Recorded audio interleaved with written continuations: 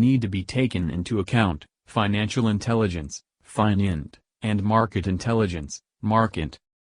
FinInt is usually employed by law enforcement in order to investigate money laundering operations, terrorist financing, tax evasion, embezzlement, and political and corporate corruption. Tracking the records that document the behavior of financial flows can reveal connections, networks, interests, identities, and other relevant details. Its effectiveness is heavily conditioned by cooperation between governmental and private institutions.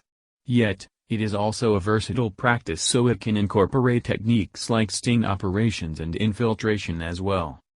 On the other hand, MarkInt was born in the field of the private sector as a proactive way to identify risks and opportunities, protect legitimate trade secrets, prevent hostile actions, anticipate changing circumstances, and discover relevant information for making strategic decisions. Its ultimate purpose is to enhance the performance of a company in a competitive business environment. Therefore, the practical adaptation and disciplinary hybridization of the best practice generated by both FinInt and MarkInt can enable the development of states' intelligence capabilities to deal with those geo-financial phenomena which pose significant challenges for their own national security. Plus, the offensive and defensive potential of this combination can be strengthened with techniques related to the exploitation of other traditional tradecraft tools, as well as with technological components.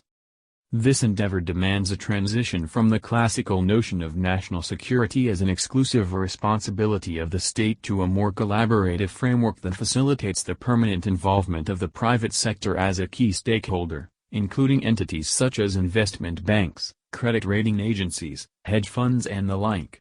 After all, financial entities do not just offer the necessary analytical acumen, but also the conduits and platforms to undertake intelligence collection. Another incentive to establish these strategic partnerships is to protect the assets and operations of private firms from financial attacks motivated by geopolitical interests. Finally, the participation of academic institutions is also advisable as a catalyst, since they can offer programs and undertake research projects that contribute to the generation of strategic thinking regarding these issues and to the optimization of specialized operational capabilities. Concluding thoughts.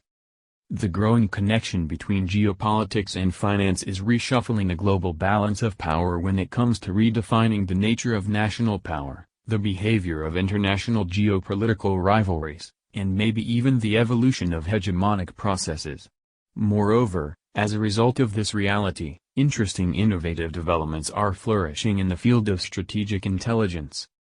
In the grand scheme of things, that is not entirely surprising. After all, its versatility, multidisciplinary analytical framework, and long-range perspective entail a great deal of utilitarian value for addressing complex phenomena in a highly pragmatic way, especially when they have meaningful implications for national security.